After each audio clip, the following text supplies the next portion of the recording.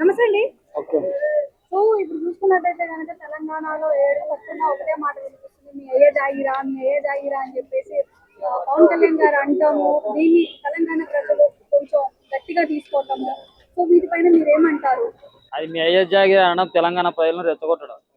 తెలంగాణ ప్రజలు తెలంగాణ ఎలా వచ్చింది, తెలంగాణలో ఎంతోమంది బలిదానాలు పొందినారు, ఆశా తమాషా వచ్చిందని కాదు తెలంగాణ. ఎంతో మంది ప్రాణత్యాగాలు, ఎంతో మంది బలిదానాలు చేస్తే రక్తంతో తడిచి వచ్చింది తెలంగాణ. ఆ రోజు ఏమన్నా ఈయన 11 రోజులు బోధినంది ఎవరు చూడలే, ఎవరు టీవీలో ఏ న్యూస్ లో రాలే.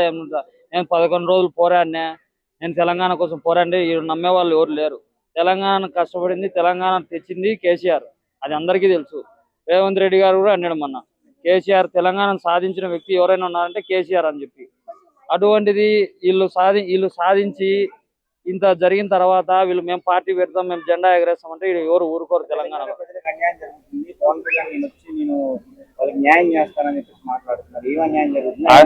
వీళ్ళు కూడా అంటున్నారు అందరూ, తెలంగాణ ఏపీలో రాజధాని కట్టుకోమను, ఇక్కడ తెలంగాణలోకి వచ్చి మా పరిస్థితులు ఏం ఆలోచన చేస్తారు.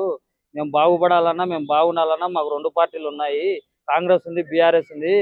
మాకు వేరే వాళ్ళు వచ్చి వద్దు, ఏపీ రాజకీయం మాకు వద్దు, మాకు అవసరం లేదని తెలంగాణ ప్రజలు ఇండైరెక్ట్ గా అంటున్నారు. రిపోర్టర్లు కానీ, విలేకరులు కానీ, ప్రజలు కానీ అందరు అంటున్నారు.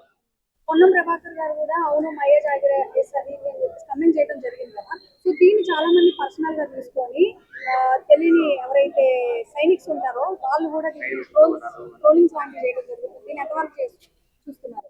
వీళ్ళు ట్రోల్స్ చేయడం, వీళ్ళు చేయడం ఒకటి మాట్లాడిన తర్వాత దానికి ఎదురుగా ఏదన్నా మాట్లాడాలా. ట్రోల్స్ చేయడం, వీళ్ళు ఈ చేయడం, అవి చేయడం వీళ్ళకి జన సైనికులకు అలవాటు అయిపోయింది. వీళ్ళు చిల్లర చేస్తున్నారు కామెంట్లలో. ఎవరైనా ఏదైనా పక్కా ఒకటి మాట్లాడితే దానికి అగైనెస్ట్ గా మాట్లాడండి, సబ్జెక్ట్ మాట్లాడాలి, అవన్నీ మాట్లాడు. కామెంట్ లో అసహ్యంగా పోస్ట్ పెట్టడం,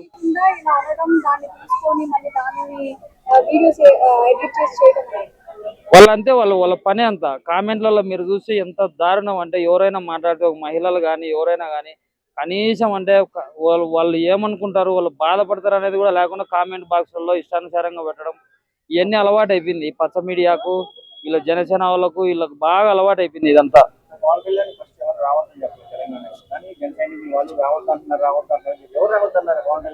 నా ప్రజాస్వామ్యంలో పోటీ చేయొచ్చు. 2023లో కుకట్పల్లిలో పోటీ చేసినాడు, ఎవరన్నా వద్దనేరా? ఏమన్నా ఆయనకు అడ్డు పోయినారా?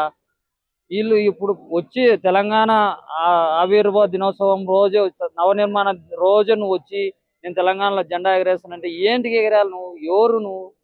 ఎప్పుడు ఎప్పుడు ఏ పార్టీ నీది? ఏం కదా? ఎప్పుడు వచ్చింది? ఎప్పుడో తెలంగాణలో ఉండే ప్రజలు పార్టీ తెచ్చుకున్నది బీఆర్ఎస్ పార్టీ, టీఆర్ఎస్ పార్టీ వీళ్ళే తెచ్చుకున్నారు. వీళ్ళకే హక్కు ఉంటుంది నవనిర్మాణం అయినా ఏదైనా. నువ్వు వచ్చి నేను పార్టీ జెండా ఎగరేస్తంటే ఎవరు ఊరుకుంటారు? ఇదంతా ప్లానింగ్.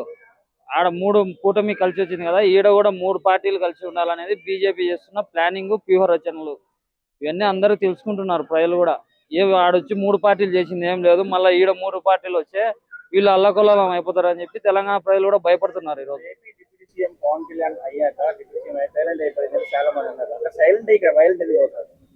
అదే ఆయన తెలంగాణ సీఎం కావాలనుకుంటున్నాడు.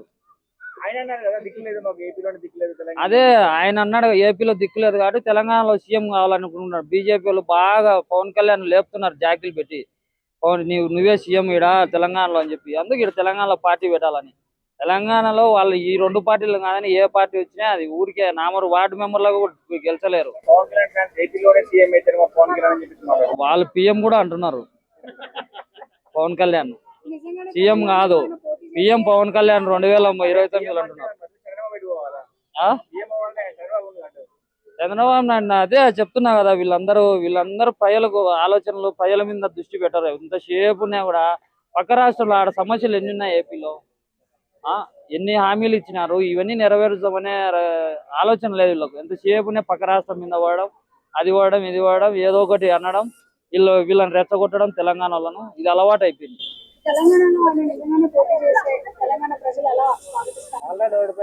ఆల్రెడీ తెలంగాణలో 12 ఏళ్ల నుంచి ఏపీలో వాళ్ళని అందరికి ఏ లోటు లేదు.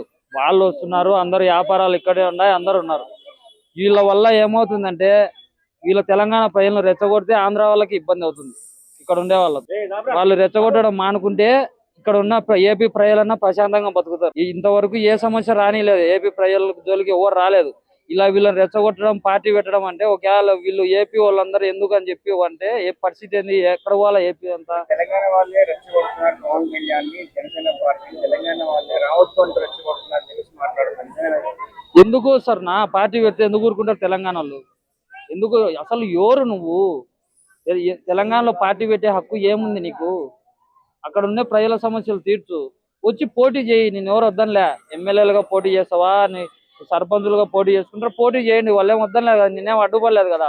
2023లో నువ్వు కుక్కట్పల్లిలో పోటీ చేసినావు, ఎవరు అడ్డుపడినారు? పోటీ చేయొచ్చు, ఎవరు ఆపరు. నెక్స్ట్ ఎలక్షన్ లో జనసేన పోటీ చేస్తారంట. ఎన్ని సీట్లు గెలవచ్చుంటారు ఎక్కడ? తెలంగాణ? తెలంగాణలో అయితే ఒక్క సీటు కూడా రావు. ఎందుకు ఫ్యాన్స్ ఉన్నారు కదా. ఫ్యాన్స్ ఉంటే ఏముంది, మా ఏపీలో ఉన్నారు కదా ఫ్యాన్స్, లేరా? అది బూత్ ఏపీలో ఉన్న జనసేన ఫ్యాన్సే పవన్ కళ్యాణ్ సినిమా చూసే వాళ్ళే బూత్ దగ్గర వేరికి ఫ్యాన్ కు నొక్కుతారు ఓటు. ఎందుకంటే అది అభిమానం, జగన్ మీద ఉండే అభిమానం. సినిమాల పరంగా వాళ్ళని అభిమానిస్తారు. మెగా ఫ్యామిలీ అంటే సినిమాల పరంగా ఎంతో మంది అభిమానించే వాళ్ళు చాలా మంది ఉన్నారు. ఊరికి వీళ్ళందరూ రెచ్చగొట్టి దూరం చేస్తున్నారు, అభిమానులు దూరం చేసుకుంటున్నారు.